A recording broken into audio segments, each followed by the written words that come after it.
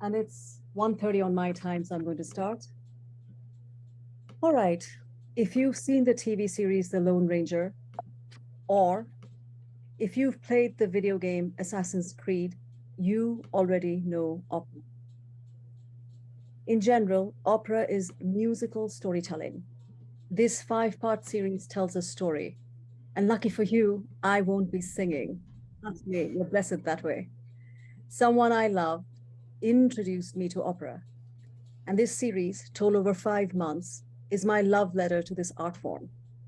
I'm new to opera, started watching them 5 years ago. In spring 2017, I think my screen is shut. My friend Diane, who happens to be here, oh, sweetie, this is for you. She took me to see Rosenkavalier at the movie theater. And within the first few minutes, it was apparent that this character in the negligee, the Marceline, was having a little fling with a besotted younger man. That man happened to be her nephew. I found the whole premise revolting. And that was in the first 10 minutes. And there was at least 2 hours left. And I remember thinking, oh, Diane, only for you would I sit through this travesty. So the Marceline is haunted by the thought that one day she will lose her lover to a younger woman of his own age. Act one has her reflecting on her lost youth, about the fleeting nature of love and beauty, a desire to stop all the clocks. And so the opera becomes psychologically penetrating, and the scene hinges on moments that are the most sublime, utterly. The Marceline's meditation on time as she stares at her face, and a snippet of the aria is translated here, saying, all my veins feel it throbbing. There, twixt you and me, it flows in silence, trickling like sands in the hourglass. Sometimes they arise at the dead of night and take the clocks and stop them, every one. It was a deeply absorbing moment. And then the nephew lover walked back in, and so did my revulsion, and I was not sad that the opera was over. So a few months after that, in the fall of 2017, Mara took me to see lyric opera's Die Walküre. And so the character Brunhilde is in love with her nephew. And I was like, sicko, is this like a trend? Well, apparently, yes. But wait, opera writing is very egalitarian. Brothers sleep with their sisters too. I guess the family tree goes straight up. I'm not making any of this up, because to someone with an Indian cultural background, all of this is revolting. And if that's not enough, as the woman warrior characters ride into battle, they cry in exultation, hoya to ho, hoya to ho. And I remember I wanted to cry out in exasperation because I grew up riding quarter horses in India. And if I screeched hoya to ho into a horse's ear, the animal would likely think, get off me, you ho, and buck me off. Because I kept thinking, did Wagner never see a real horse? But what I found very striking is the staging of these Valkyries, the female warriors, sitting on chairs that were clearly sized for elementary school children. So the staging niffly conveyed that they were under their father Wotan's grip. Daddy issues galore, very cleverly translated wordlessly through stage props. But still, Wagner's plot filled me with revulsion and, frankly, ennui, because it just goes on and on. It's hours on end. I kept thinking, someone please die on stage so this travesty could be over. Little did I know then that death in an opera is even more drawn out. If there's like an operatic stab victim in an opera, they take 45 minutes to die. Isn't that true, Natalie? You know it's true. I mean, they just keep going on and on, melting out some final aria. I guess that's where the term swan song is from. It's awful. But then in 2018, so a year from when it was first introduced to me, lovingly by Diane, so at this time it was my fourth or my fifth opera, it was Il Trovatore by Verdi. Now we've made some progress. Sisters and brothers are no longer sleeping with each other. So the dramatic tensions here are much milder stuff. It's almost child's play. Mother throwing baby into fire. Doesn't it just warm you over? So sweet, isn't it? But I remember this moment perfectly. because I was sitting in the first row on the right-hand side. I had a clear view of the mezzo-soprano Jamie Barton. Her character, Azucena, a gypsy, starts singing Stride la Vampa in front of that fire. It's a fake fire, obviously. And she sings how out of vengeance she'd mistakenly thrown her own baby into the fire. And as the fire blazed, her rage-filled admission of helplessness and guilt soared. Right along did her voice, her timbre. The stage fake flames just started blazing more intensely. And I sat there watching dumbstruck. Is this what opera is about? Music, stage, singing, all aligned. Holistic art. At that moment, I fell in love with opera. And from that day on, there's a seat for opera in my life. Consider making a seat for opera in yours. A very warm welcome to everyone. Thank you for sharing your afternoon with us for the story today, opera. So the Nourishment Project is about joyous curiosity and being part of something much larger than ourselves. Here are some of the references that inform this presentation. The reason I love opera is people like Diane took the time to share their passion for this art with me. I saw opera through their eyes. I'm so grateful to them, Penelope, Susan, Florence, all of you. And this series really is about paying it forward, people like Ethel, people like you, Natalie. But the series is designed for opera-goer newbies like me, because I was new to it less than four and a half years ago. And I've strived to make sure that the series accommodates ardent opera fans like you.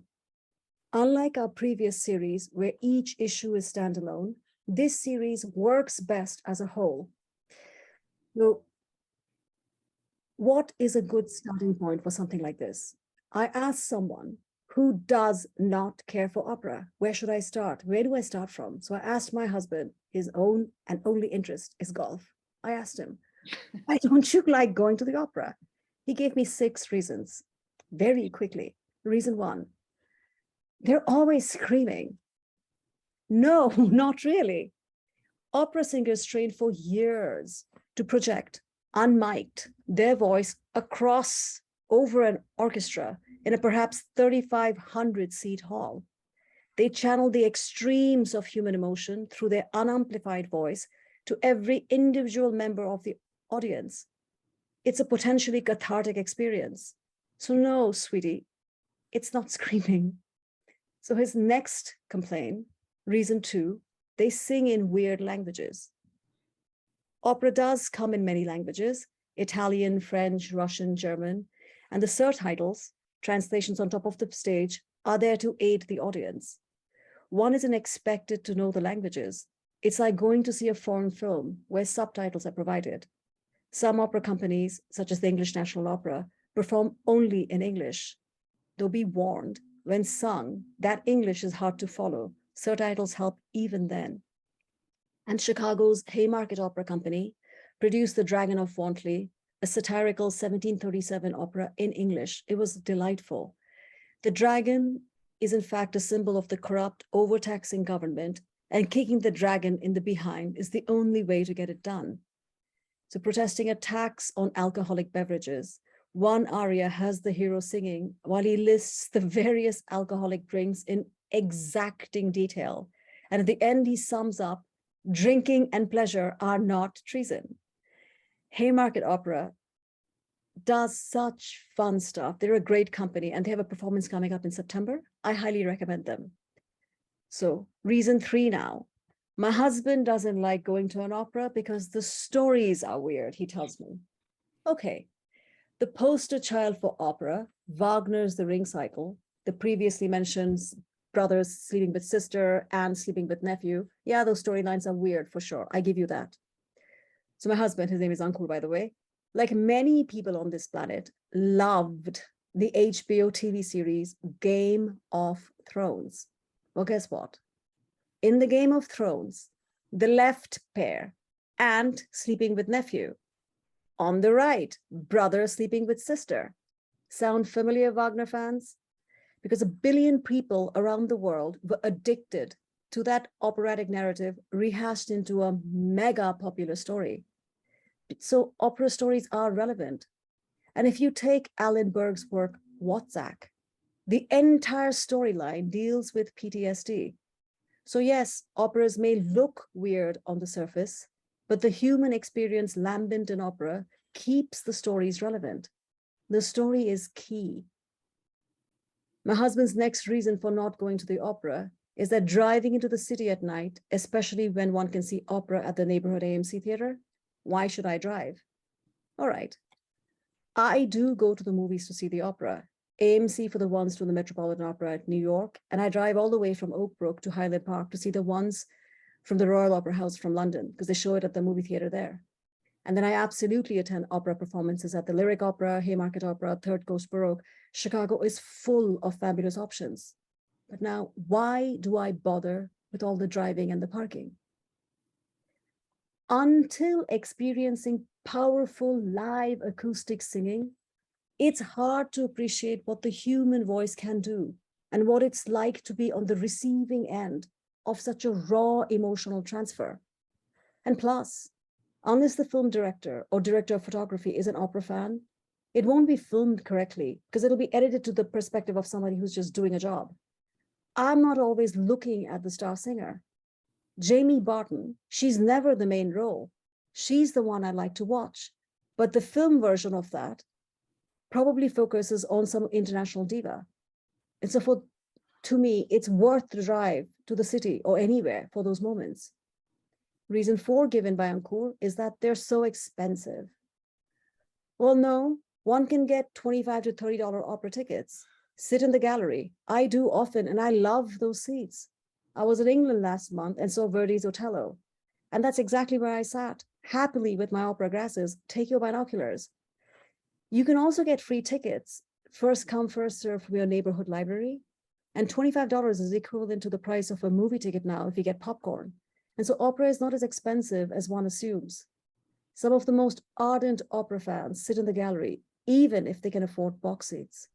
And so his final reason why he doesn't go to the opera isn't diverse. Yes, and so what? I don't go to a grocery store to make friends. I go to the grocery store for the product. My husband doesn't go to the Bears game to make friends. He goes there with friends to see the Bears lose. That's a fact. I go to the opera to see a show. I go there for the experience of an opera. I've met very many interesting people who have become dear friends, people I love. But I go there for the show. And the sheer irony that my husband, a golfer, mentions lack of diversity in opera didn't escape my notice. Have you seen the PGA? Because the reality is the opera stage is diverse. Here are the performers in Haymarket's June French Baroque opera, L'Amant Anonyme. And again, here's the Italian opera, Rigoletto, being staged in Muscat. That's Muscat, Oman in the Middle East. Opera is inherently diverse, and this will be made evident through this 5-part series. The composer's Massenet's opera, Thais, I'm showing it first because it's my favorite opera. It's set in Egypt. Bizet's The Pearl Fisher, set in Ceylon, which is now Sri Lanka. Mozart's The Abduction from the Seraglio is set in the Ottoman Empire, Turkey. Dilip's Lakme, set in India. And the delicious irony here is that one of the biggest brands in India is named Lakme after this French opera, without them realizing that Lakme is the French mispronunciation of the Indian word for the goddess Lakshmi. And so can you imagine almost 1 billion people in India, most of them don't realize the connection. They keep calling it Lakme, not knowing they should call it Lakshmi. Talk about ironic, what is the term, appropriation, but we don't care. Lakme sounds great. I love the irony. So in reality, why do I care enough about this art form to spend hundreds of hours to create a 5-hour series? Each series takes me about 100 to 120 hours to create. What is it about opera, an art that others feel lack representation, lack diversity? Why is this art form so enchanting for me? One word: relatability. And a song from the Spanish soprano, Montserrat Caballé, is going to be shown simply for an example. In Act 3 of the opera, The Marriage of Figaro, her character, Countess Almaviva, sings in private, Dove sono I bei momenti. She's lamenting her like a faithless spouse. And a translation of that song, a part of the song, is that, where are all those beautiful moments of sweetness and pleasure? Where have all those vows gone of a deceiving tongue? Accentuated by the emotional weight of music, the soft tones of exquisite shading whispers the unspeakable anguish of betrayal. In that naked human voice on stage is that dreadful stir of recognition, a sense of, I know this, I know you, I know this feeling, that relatability. At that moment, the singer doesn't register, the conductor doesn't register, the race doesn't register, the audience doesn't register, the orchestra doesn't register, the stage director doesn't register, none of it registers. Because in that electric moment, I am lost within me. And yes, at those moments, I do want to stop the clocks. Opera distills all those moments of humanity. And that's why I'm sharing my love of it with you. Because there is a seat for all of us in opera. The lights go down, instruments are tuned, the conductor walks out to thunderous applause. The musical story begins, and we recognize parts of us, our lived experience, reflected in characters on stage who may be from another time, another place, another culture, and yet we experience that recognition, that feeling of, I know you. Opera is humanity. So, how is this series going to be structured? Again, to me, the essence of opera is storytelling, musical storytelling, but storytelling nonetheless. I don't speak the language of music. I don't know a C note from a D. And there are many presentations available by others, on online everywhere, that analyze music of the opera. What drew me to opera is that this form of storytelling is an amalgam of dance, music, staging. Compelling aspect of the story may be love or war or religion, so many options. Whatever subject draws you, that is the path that will take you to opera. And so for the next 5 months, we look at opera from the perspectives of today is war and politics, in September, architecture and botany, October, religion, and then comes love and lust, full of scandals. Mm-hmm. And finally, technology, because technology is critical for the lasting power and appeal of opera. For example, the gramophone helped popularize the genre to a larger audience, both in England and definitely in 20th century America. In 1909, William Grimshaw heard the Italian tenor Enrico Caruso perform. And this man, he wanted to share that experience with the ordinary people of Manchester, England, where he lived. And so Mr. Grimshaw took his gramophone to Heaton Park and played recordings of Caruso to an assembled crowd of 40,000 people.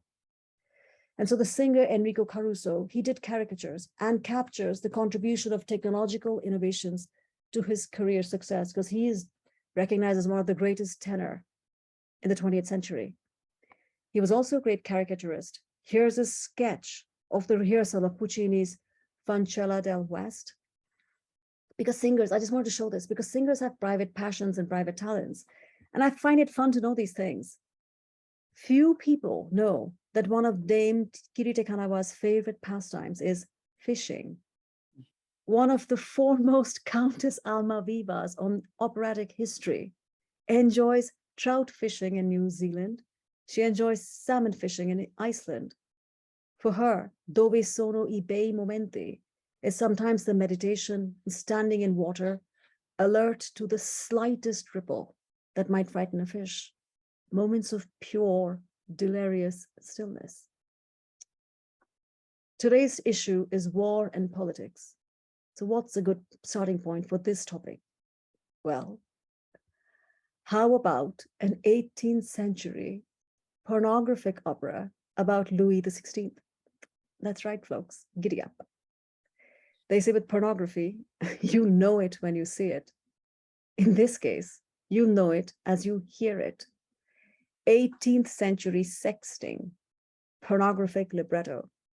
And I want to thank the Newberry Library's Dr. Suzanne Carr Schmidt for guidance and access to their archives. The opera doesn't pussyfoot around. It's called Royal Orgy. Quite the title, isn't it? Look at what it says. Veni, I came, I bet. Vidi, I saw. So let's not delay. Come, let's hear the bodiness spill across the pages. And the characters in this opera are the king, the queen, the comte, who is the king's brother, and Madame de Polignac. And we will get to know them as we move along. And though things can get lost in translations, the meaning is limpid here. So I'm going to read it, and I'm going to try to act it out, but good God. So the queen says, "Go fast, it is such a voluptuous moment." The comte replies, "How fast you're coming. Here's the happy moment." The queen, wonderful, I'm loving it. Oh yeah. The comte, "You will receive my soul." I don't obviously do it justice, nor do I bother, but I want to point now, this section that the queen says, "Je me permets," I mean, I've translated saying, "Here's the happy moment." It's much like, yeah, I'm loving it actually.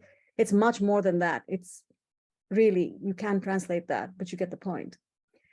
Translations more. It's right in this section. He takes the path to pleasure, opens the path with one hand to the road to voluptuousness, and throws the arrows of love inside this temple of happiness. Let your imagination soar. Because look, the characters were based on actual people. The comte was King Louis XVI's brother, and in real life, Madame de Polignac, she was said to have been the comte's lover and a very, very close friend of Louis XVI's wife, Marie Antoinette. So now this should alert you. Why is this opera being shared when the subject is war and politics and not kept for when the subject is love and lust? Well, this opera was written in 1789. These are the times of the French Revolution, 1789 through 1799. So this opera was part of the propaganda machine used to incite the public against the monarchy. So look again at the bigger picture, look at the subject, the king being cuckolded by his brother. In fact, the 4 years after this 1789 publishing, in 1793, the king and the queen were beheaded, the guillotine. Opera as political propaganda. I mean, look, at the end of the libretto, it says, "The back of a human king, I see the mother of vices, dive into horrible delights, a naughty prince, a whore queen." Because things have to be set in context. To ease it up, I smile thinking, I know the people at Haymarket Opera who do exclusively French Baroque operas. Perhaps I should suggest this one. Oh, Craig, stage this. Because I wept with laughter while I was getting this translated. And I want to thank Catherine and Thibault de la Chaussée for their generosity of time. Because it was written in Old French and it was hard to translate. And while I'm at this point, I would like to thank collaborators for this series. They are Ellie, Natalie, Greg, Suzanne, and Tasha. And I humbly ask all of you to please support the institutions because they have been so generous with their time and expertise. The Nourishment Project is peer-to-peer learning. It's not academically motivated at all. It's purely passion-driven, learning for pleasure. And these people, the collaborators, have the same passion for their subjects, and I want them to succeed in their own endeavors. So please support the institutions if and when you can. So back to the text for this Royal Orgy. The text of an opera is called a libretto, and librettos can be instructive to even non-opera goers. Every aspect of an opera has something to offer. So again, many, many paths to this opera. If you're a historian or an engineer, the librettos can feed your interest. So for example, in here, the king's line, "I was busy making keys, locks, and clocks. I'm so content with my work." Well, it's well known to the French that the royal courts, all the way to Louis XIV, the Sun King, loved mechanical devices. The royals tinkered with it themselves. And in 1784, this automaton of Marie Antoinette was presented to King Louis XVI. And when the gears are wound up, the figure's arms dance across the strings and chime out this pingy tune. I mean, they loved this stuff because the head moves. It's the latest technology to them back then. The French courts really loved mechanical things. And the libretto reveals even more. So in the same page about the arrow of love inside the temple of happiness, it indicates, I've shown it in the orange line, the queen was wearing a dress of linen. The textile industry was very important for the French economy. The fashion industry is still critical to France. Reading a libretto is important to a costume designer for an opera or a ballet company. Costumes make a huge impact on performance. It definitely impacts the audience, makes it look glorious. And I thank Ellie for being here and for sharing material that will be presented later. Tremendous research goes into designing costumes. The Newberry and other libraries have archives that are helpful to costume designers. You might wonder, how does the Oriental Institute of the University of Chicago become relevant to opera? To both the audience and those in the opera industry, like Ellie, costume manager and head of wardrobe for Joffrey Ballet. All right. Let's take an example. Philip Glass's opera, Akhenaten. I like the attention to detail for the staging, for the authenticity. Great research is evident in these rectangular boxy stagings that reflect the way Egyptians documented themselves, breaking up the visual space into boxes and rectangles. That's why the staging looked the way it did. The papyrus shown here is from the Egyptian Book of the Dead. And what is obvious in this piece, you can look at the transparent material, which is in jarring contrast to the stage red costumes of the Akhenaten, is that the Egyptians valued white linen. Egypt is known for linen. Yet in the opera production, there were hardly any white outfits. All costumes blinged out, artifice over authenticity. Again, Egypt is famed for its linen. You wouldn't know it from seeing the opera. And so Tasha from the Oriental Institute, a long-time trusted collaborator, made me realize these details. And it makes all this opera even more interesting to me because I come in there prepared. And such details would be of interest to conscientious costume designers like Ellie. I'm sure. I've met her. One very important point about opera is that please approach operas as you do a Disney movie. Reality isn't always the star in either one of the art forms. Because in the original story of the Hunchback of Notre Dame, Quasimodo, the hunchback, died miserably along with the heroine. In the Disney version, Quasimodo falls in love and gets married to a character named Madeline. In the world of 18th century, all the way through 20th century, opera from that period is Disney-ish. Librettists take liberties when they come up with stories. And so, for example, in Verdi's opera Othello, the actual Act 1 of Shakespeare's original work is completely jettisoned. They just take it off. The real Disney aspect, though, comes into view in some other works, more obviously. For example, here's the real Don Carlos, son of Philip II of Spain of the Habsburg dynasty. To say that he was a deranged half-wit is a compliment. He was hated by his people in real life, but the opera made him into a hero. The production, the location, the costumes can change the entire opera experience, even when the music and the lyrics are the same. So this is showing stage in an open amphitheater. You know, it comes in two versions, Don Carlo or Don Carlos. This shown in Verona, a more modern version in this photograph, which is from the Paris Opera, and seemingly authentic staging in Met's 2006 production. So this opera is pertinent to this afternoon's focus of war and politics, because the story is underpinned by the Protestants versus Catholics. This is the backdrop of the Spanish Habsburg, Spain, and the formation of the Netherlands. It's the flavor of politics that is sprinkled throughout the opera.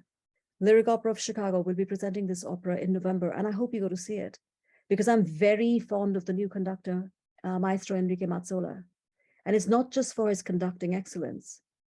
I had taken my 13-year-old daughter to see Macbeth last season. And when he came to the podium and turned to face the audience, he had seen her and waved to her directly. He had been kind enough, thoughtful enough to welcome a child into that ambiance. He made her feel included. She still doesn't love opera, but she doesn't hate it either. And with more exposure, I mean, she's a child. She'll grow to understand it later. But a small, meaningful gesture made that evening special for her. His humanity, his reaching out, is the heart of opera. He has a permanent fan in me. Support his work. Maestro Mazzola is an expert on the works of the Italian composer Giuseppe Verdi. Verdi's operas are perfect for our focus for today, war and politics. Giuseppe Verdi is practically the face of 19th century Italian operas. His works are continuously staged worldwide. La Traviata, Macbeth, Falstaff, to name a few. Born on the same year as Wagner, which is 1813, by the end of his life, Verdi is linked to Italian nationalism. In Italy's attempt for nationhood was the cry, Viva Verdi. So viva means long life. The acronym Verdi, Vittorio Emanuele Re d'Italia. So it's saying Victor Emmanuel Re, King of Italy. Vittorio Emanuele II was the king who fought for the independence of Italy from Austrian rule. Modern Italy became a nation state in 1861, and nationalism, politics, underpins a lot of Verdi's works. So Verdi's birth certificate was in French because there wasn't an Italian nation during the time of his birth. His place of birth, shown in the top right little map, shown in red, the region of Parma. He had lived during the times of the Risorgimento. That movement is where they had 3 wars for Italian independence against the Habsburg Austrians. And Russians had allied with the Austrians and invaded his birthplace when he was a child. And Verdi is recorded saying, quote, "My mother, carrying me in her arms, saved herself in 1814," so this is when he was 1 year old, "from the Russians, whose outrages brought grief and terror to Roncole for 24 hours. She hid in the middle of the tower, terrified that my cries might betray our presence. Luckily, I slept soundly most of the time and awoke with a contented smile." Close quotes. So understandably, Verdi's work is redolent of nationalism, which is often lambent in politics. And his famous chorus of the Hebrew slaves that stars Va Pensiero in his opera Nabucco. Verdi was particularly attracted by the slave chorus's yearning for freedom. Va Pensiero. The Hebrew slaves singing passionately about their love of their nation was easily identified with Italy's desire to be free of Austria. There's a lovely version of that song in a recording by Maestro Muti of the Chicago Symphony Orchestra. But Austria, things are ironic, isn't it? Austria, that was the nemesis of Italy and Hungary, was a boon to opera. Joseph II came into power with the death of his mother, Maria Theresa. He was an enlightened reformer with a culturally egalitarian attitude. Though he was loathed by Italians, he, in hindsight, was a gift to the world of opera, the signature Italian art form. Life is rarely black and white. So this theater, which had opened in 1741 by his mother, Empress Maria Theresa, upon her death, when he comes into power, Joseph II renames it the German National Opera. This is around 1776. And 3 Mozart operas were premiered here. The Abduction from the Seraglio in 1782, The Marriage of Figaro, 1786, and Cosi fan tutti in 1790. So I like Mozart's music. I hate his operas. The stories are odious to me. Cosi fan tutti is about female fallibility. It's now nowadays very interpreted as the honesty and reality of human emotions. So my Eastern notions of love are in stark contrast to these Western theories, and this will be evident as the opera series progresses and includes Indian and Chinese operas. It really is called opera and inclusion for a very large reason. But it's only fair to view these operas by Mozart in the context of his 19th century, 18th century Europe. In The Marriage of Figaro, the servants successfully thwart the desires of their master. And without, oh, I have the wrong picture of here, don't I? Well, let's leave it here then. Without Joseph II's support, such a progressive liberal view of him, such rebellious notions of servants rebelling against the aristocracy would never be allowed to be staged. The story wouldn't be at all produced without royal patronage. So if you look at it, look at Joseph II's daring. Because in Cosi fan tutti, the story is about class rebellion. It's being staged at the time when next door, the French Revolution is going on, class warfare as completely aflame. And it is his sister, Marie Antoinette, who pays the price with her life because of class rebellion.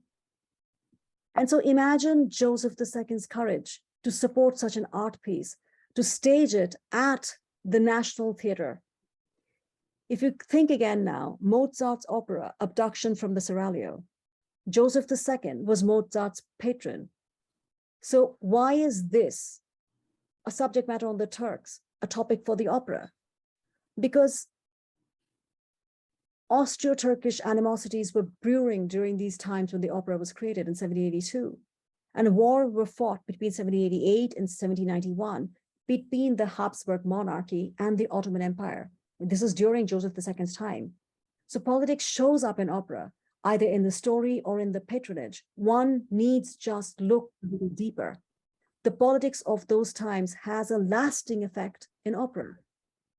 Because when Maria Theresa was in power, Vienna wasn't a place to go for culture. And this is what that new the Berg Theater of his time has been renovated to look like this. Because back then, during Maria Theresa's time, things shut down early in Vienna. Mozart's letters attest to the fact that he didn't want to go to Vienna initially at all. He's now intimately associated with the city. All those opera festivals in Vienna, imagine that. They might not have been there without Joseph II's liberal views towards German composers of Italian-styled operas. We also tend to forget that in his own lifetime, after Joseph II died, Mozart fell out of favor and he died almost penniless because politics matters. Joseph II was a reformer. Mozart wasn't paid to do religious topics, and that's why he didn't compose many symphonic operas, symphonic masses. He did one maybe, but mainly he did these operas and very beautiful lilting music because the political patronage guides subject matters. And if you think about it, the German Bach, who is known for his masses, his cantatas, but why didn't he make any operas? Because during his time, Bach did go and attend performances by Johann Hasse's operas in Dresden. That's where he was. And documents show that Bach tried many times to get a commission to write an opera. He just didn't find the commission, and so he didn't write it. And so patronage matters. And so when we see all these Salzburg festivals, the genesis of all of this goes right back to the politics of the time of Joseph II. Politics underpins opera across the board because the operas from those times are still some of the most popular ones now. And until the French Revolution, all operas in France were under court control. It was at the palaces. After the French Revolutions, opera houses flourished throughout Paris and in France. But later, when Napoleon wanted to regain control, he dictated where operas could be performed. And that story will be part of next month's Architecture and Botany. And revolutionary politics directly impacts opera. Here's another example.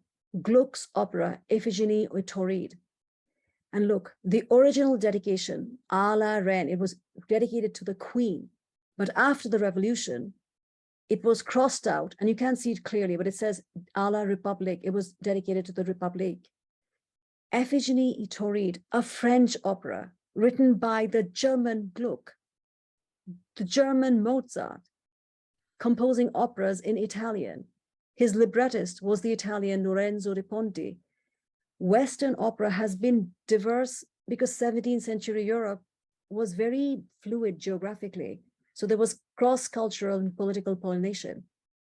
The political alliances that were royal marriages, almost all Western operas owes its genesis to this level of politics, the royal marriages. And those marriages were political. This picture of the Italian Medici marrying the French King Henry IV, that marriage festivities would have included performances. And the man popularly credited for starting opera, Monteverdi, heard this art form, opera, in one such wedding. Weddings had been commissioned for the marriage of Louis XIV, the Sun King. And he, the Sun King, was the patron of ballet, and he loved incorporating dance in French operas.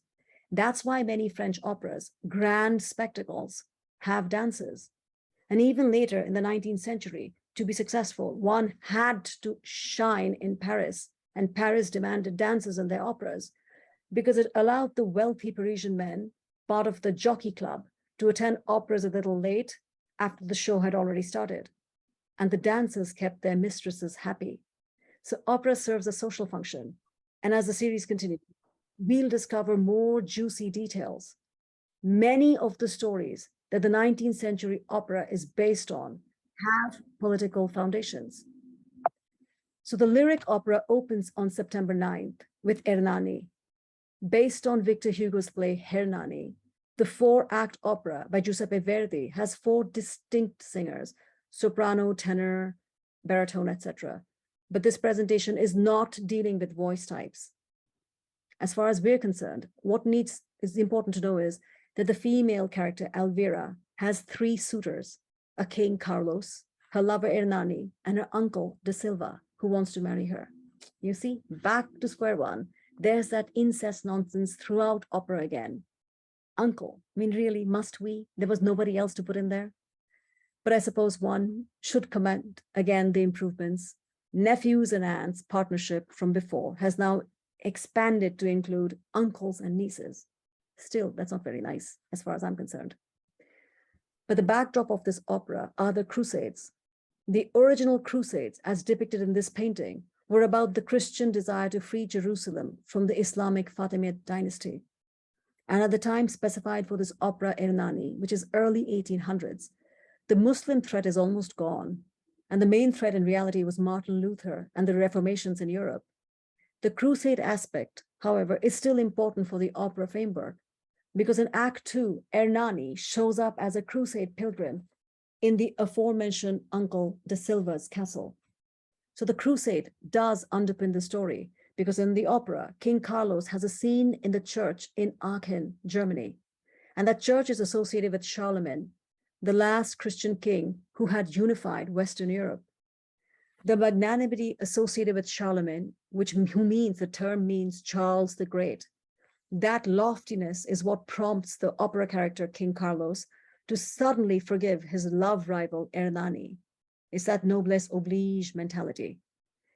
The picture that is shown here is showing the background work that is done by set designers. And I'm going to point how disciplined to correctly capture the shape of the chandelier in the actual church in Aachen, because it's a famous chandelier, the Barbarossa chandelier. Now juxtapose this level of due diligence with another set design of the same opera for a different production. The buttresses and this vaulted ceiling near Charlemagne's crypt drawn here fails to capture the real cathedral's aisles glittering ceiling. These details matter because music in opera is composed to reflect the ambiance.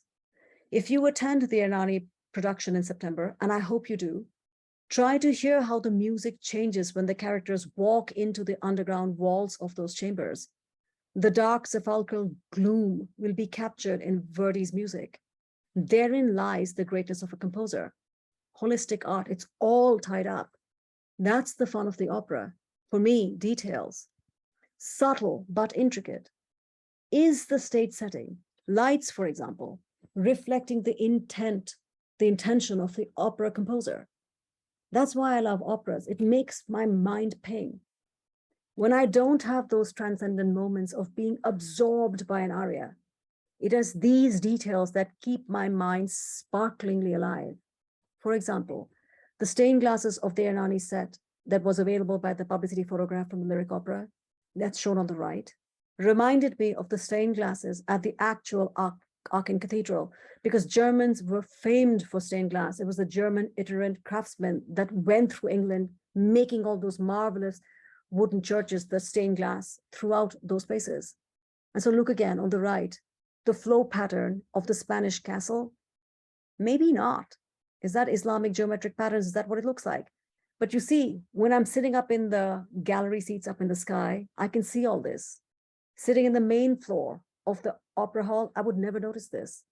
So the audience's visual perspectives affect how an opera production is accepted. At every level, it gets you. Opera is so much fun. And political operas come in many, many packages. Here is the Baroque music opera, La Coronazione d'Epopea. Baroque instruments are different from typical opera orchestras that you will see. Just as an example, the central guitar looking instrument, this thing is called the theorbo. But now look for comparison. Look at the flooring of this opera set. It looks like a Hieronymus Bosch painting. The right dramaturg and set designer can elevate an opera, reveal details that makes the audience's mind burst with creativity. And it also reflects the company's respect for the intelligence of the audience. The trust that, yes, the audience will appreciate the references. There's no need to pander to the lowest common denominator. And the opera, this La Coronazione d'Epopea, is a political narrative. Popea uses everything in her power to ascend the throne and become the wife of Emperor Nerone. The obsession with power, intrigue, cruelty, violence, manipulation triumphs on a background full of musical Baroque beauty. And the storyline is relevant in terms of our current narcissistic political climate. Chicago's Haymarket Opera has a production coming up in September, and I'm eager to see it. The opera company is a passion project of Craig Trumpeter and its integrity throughout. And in a few minutes, Natalie, a soprano from their June production of L'Amante Anonyme, will be speaking to us. She'll be telling us how does she experience opera from the stage itself. The Nourishment Project is peer-to-peer learning, so I'm very grateful for her willingness to take your questions. And the series is going to continue next month, September 29th, where the focus is architecture and botany. The guest will be the opera composer, the 3-time Grammy nominee, Kyle Smith. The next presentation for the Nourishment Project is September 15th, Playtime, and as usual, notice will be sent to members a week prior. I'm going to stop sharing the screen, and I'm delighted to present soprano Natalie Colas, who is also co-founder of Chicago's Third Coast Baroque, a company that will host an opera festival in 2023. Welcome, Natalie. Do share, how does it feel to be performing on stage? I think people will enjoy that tremendously. Well, before I move on to that, I just want to take a second to thank you all so much for attending such a beautiful 50 group of 50 people. That's really wonderful. And to be here, I'm sure some of you are seasoned opera goers. Some of you might be new to opera. And I just think it's really wonderful that all of you people can be in the same space and listen to this really important work that you do, Shoma, because I think the way that you explain things is very important, and the way that you can tie it to your own experience and explain the different things that have moved you is something that we just simply do not hear very often, and I think that's absolutely fascinating, and I'm so thankful that you do this. I thought I would just myself also share my own love story with opera. I was born in France. I'm originally from Strasbourg, and in my hometown Strasbourg, we have a local opera house, which I attended as a child. It's very common for children to attend the opera in Europe. I see a lot of children attending the opera also in Chicago. I have a 5-year-old, and I've taken him more than once. He can't sit through the whole thing, but he definitely has an interest. And as my earliest memory and strongest memory, really, of attending the opera, way before I even had a notion that this is something where I would go myself professionally, is the magic flute. I was going to say it in French. Sorry, la flûte enchantée. That I saw. I was about 6 years old. I even called my mom yesterday to ask her how old I was, and she has a picture of me in the on the steps of the Opéra National Durand. And I think what really struck me at the time, and that kind of relates to what you were saying, Shoma, is that of course the storylines were way over my head as a 6 year old, but the experience of being in an opera house, surrounded by people who are gearing their attention towards the stage, and the marriage between the music, the staging, the lights, the costume was something that made such a lasting impression in my head. I remember exactly how the queen, and I'm almost 40, so this is quite a while back. The queen of the night being at the top of the stage, shining, being surrounded by stars around as she was singing her really revengeful arias, of perceiving as a 6 year old how high she was singing in her range, to identify the different registers that people were singing in, and that of course they were children. There's the three little spirits who are sung by children, and to me that was just the most mind-blowing thing, that they could be children dressed in costume. And that's what my love for the stage, my interest for the stage. And of course, an opera is really theater. That's something that sometimes could be forgotten, is that an opera is really just song theater. And as I went through my training, learn worked on my trade to develop my voice as a teenager, as a young adult, went through opera training in Switzerland, and then worked more and more on the stage. It really remained with me that the combination of so many aspects creates something that is so incredibly unique. I To this day, I'm still compelled. By far the most is the storytelling of opera, and that's I'm glad that I've been going to opera a long time, and Shoma, you only have been there for a few years, and I feel like I completely connect with everything that you said, that the storytelling of opera sometimes feels completely, the stories are just so outrageous sometimes. We can't relate to them on a just one-to-one level.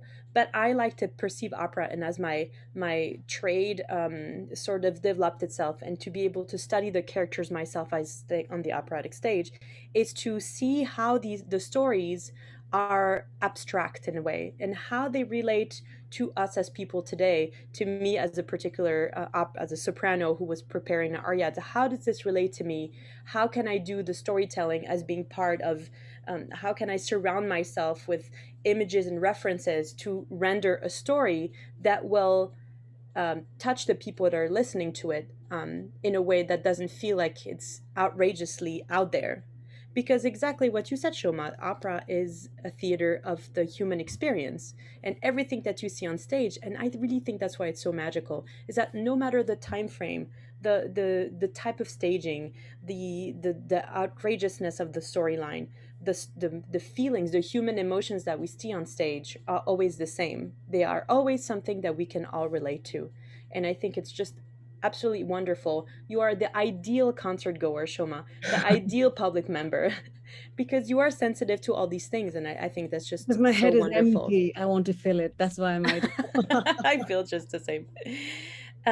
But I my strongest, I was going to speak to my experience also as a opera singer myself, as a soprano, is the very first time I sang a full role really professionally in a theater in Switzerland. I had sung some in college, but this was really my first one that I was hired professionally to sing a fully staged, full production, and it was Despina and Cosi fan tutte, in Mozart's Cosi fan tutte. Yes, the storyline of Cosi fan tutte is just very cringe inducing, but it's the purity of the human emotions that transcend that storyline that was so moving. And of course, Mozart is just the most amazing at portraying these human emotions and at underlying them in a way that we can't even intellectualize, but we empathize. And that's so strong. And I remember myself going into the rehearsals thinking, this is just so much fun. I just get to be on these stages, wear these costumes, think about my job consisted in, of course, learning the music and making sure I was in good vocal shape, of course, which is a huge part of being an opera singer, but walking on stage and thinking to myself, okay, what is my character looking for right now? What is my motivation? What do I want in this particular moment? Let's go back to the score and look at how Mozart wrote the line a certain way. Does it sound like happy music? Does it sound like sad music? Is he being honest in this moment? And all of these different details that is just so incredibly fascinating as a performer. And for me being also an audience member, I know this kind of detailing is really what makes opera special and really irreplaceable. It's really such a unique, and I'm so glad so many of you are opera goers. The last thing I wanted to say is that's very often now in my career I tend to sing stage works. I now have a little child and I don't want to be away from him anymore for long periods of time. So I sing a lot more concert work. But really, even though that is not operatic, meaning that I often do not have a costume or I do not have a set staging, I the storytelling and the human emotions remain. So, for example, a few years back, I was very lucky to sing Mahler Fourth Symphony for soprano, and this is a story. This is a story in itself. So, what kind of human emotions as a singer do I channel and do I inform in my singing to touch the heart of people that are listening and transcend the music and create a connection between audience members and myself and the orchestra. Or as Shoma as very justly noted, I am one of the co-founders of Thurkos Baroque. We are a Baroque historically informed music ensemble based in Chicago. Jared Fuller, who is somewhere here hiding behind his camera, is our wonderful contrabass playing, and we often don't have staging, don't have costumes, but we do tell stories through the music. They can be stories uh, of despair, love. For example, last year we did a concert on the Song of Song, which is a part of the Old Testament, which talks about lust and love and really a passion, really. And that was the story that I was telling, that I was informing with my own experience, informing the vocal line of how I could communicate that type of passion, that type of lust, that type of love in the music with the audience member. And of course, when you are on an operatic stage, you have the added bonus of having these theatrical lights that create certain moods, certain ambiances. You have these incredible costumes that really help you to get into character. So it can be a different challenge to find that same characterization when you are in a sort of concert version, if you will, as opposed to be on the concert, but on the operatic stage. But they can be very complementary and also very interesting as a performer, that bring a great variety into my own career, which is always fun. Oh, thank you, Natalie. I know people who go to both symphonies and concerts. Does anyone have any questions? I want to make sure it's available for people to ask questions to her. I'm sure some of you might have seen her in the Haymarket. She was also very recent at the last Grand Park concert. Are there any questions for her? If some of you have seen me in L'Amant Anonyme back in June, I looked a little bit different. I had about I don't know feet very well still. I have about a meter of fake hair in a cage on top of my head and a hat, and I giggled a lot. That was me. Are there any questions for her from anyone? Because I have some if no one else does. Some of you are muted, so you can also unmute Yeah, yourself please if you unmute have questions. if you have any. Okay, I have a quick question for you. Yeah. When you're doing recitative, which is like a musical sung dialogue, how do you memorize all of that? I mean, do you have a prompter somewhere on stage? I've always wanted to know that. How do you remember all this? Is there like a stage somewhere? That's such a good question. So, there are some big stages where you will have a prompter, someone who helps you remember your lines, especially if there's a lot of spoken. And you bring an interesting point. You mentioned recitative. So, for some of you who might not know maybe what recitative is, it's when you have a sort of a bass line provided usually by a harpsichord and a cello, a basso continuo, playing sort of the chords underneath the music, and the character is saying a lot of text on melody that's not very complicated, as opposed to arias where the text repeats a lot and it's more about expressing the emotion. The recitative, especially in Mozart, Haydn, older operas, is about moving the story along. So it's sort of like the text part, if you will. There is a lot of text, that's for sure. And but I have to say that recitative is easier to learn than just dry text, because in dry text you don't have the support of the composer putting it into a melody, into a certain rhythm that really helps to keep it, to remember it. And after a while, when you learn an opera roll, you spend so much time learning it. It's so much repetition that after a while, after you have focus, of course, learning the rhythms, the correct notes, and the correct language, there's so much repetition and thinking about the different intentions, the different emotions that you want to put in line. It just becomes second nature. And I have had I just have to tell you this story because I think it's so funny and I laughed so much. I was singing Despina and Cosi fan tutte in Switzerland, middle of January, and there was a snowstorm, and we were all being bused to a different opera house in a town about a 2 hour drive from where our main theater was. And the main soprano was coming from a different town and never made it to the theater. It was this opera started, so the stage manager's assistant put on her costume, was on the stage, kind of mimicking the staging, while someone else in the pit was singing her music. I mean, just craziness. I had so many lines and I tell them all, thinking in my head, wow, this is really crazy. But all of the text came out. It was completely autopilot. It was just stored in my brain. When I was looking at this woman dressed in a costume that didn't fit her whatsoever, hearing the sound coming from the pit, and my brain just went in, okay, the show must go on. So it was stored well in my brain by that point. Oh, sweet. Oh, it's fantastic. Anybody else have a question for her anywhere? Don't be shy. She's very friendly, as is obvious. I just had a comment. I saw you in the Anonymous Lover and enjoyed that very much. One of the amazing things about that, as you were talking about everything that goes into making an opera, were the hand-painted sets, which were perhaps some of the most beautiful sets I've ever seen. So beautiful, I agree.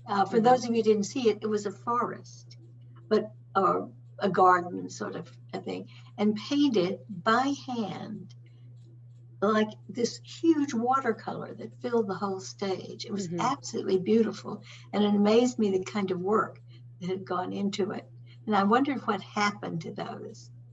So that's a good question. So those backdrops are actually, this is the way, Haymarket Opera is this wonderful company that does historically informed performances. So they try to remain as close to how an opera would have been staged at the time that the actual piece was premiered. And of course, at the time, very often there was no set pieces on stage. So you will see an opera today, you will have a desk, a bed, or whatever. You have the furniture on stage. At that time, there was not many things. It was a pretty bare stage. And the backdrops that you saw that were painted exactly, as you said, by hand, as they were at the time, there were masters painters who painted those backdrops for ballets and for operas. Those first of all, yes, they were incredibly amazing, and they were, the light that came on them also completely brought them to life. And for us to see them, that also informed how we sung, how we performed ourselves, because we know in our head, okay, this is taking place in a garden, but when you see them from the room, the kind of, there's all sorts of gardens in the world, right? But when you're exactly as you said, because they were so beautiful and they were so nuanced and evocative, that for us, we all took a moment, went to sit in the room, look at it and thinking, oh, this is where this takes place. And this was a moment of aha for a lot of the cast. And they are staged, would have to ask Craig Trumpeter about, Gary Krasinski, I saw him. Hi, Gary. Maybe he would be able to answer to that. But I believe that they are stored, there's a certain way to store them. They're rolled in a certain way, and they're probably packed in a way that they are temperature controlled and such, and they have a storage unit, I believe. Gary, because they make new ones every time. I was just thinking, I would love to decorate a room with that. So. Right? That would be so beautiful. I'll connect you with Craig Gay. So have a All right. conversation. Yes. Oh, great question. You would need quite a big wall. Yes. Yeah. Anything else on anyone then? Because it's 2:30. All right. Natalie, thank you so very much. It Oh, was it's so my interesting pleasure. to Thank you so know the much for background having of me. this. My pleasure. Thank you everyone for making time for this. Thank you all for supporting the arts. Please keep supporting. It's just so we cannot do any of this without the concert goers. So thank you for supporting the arts. Please take care. Bye. Goodbye.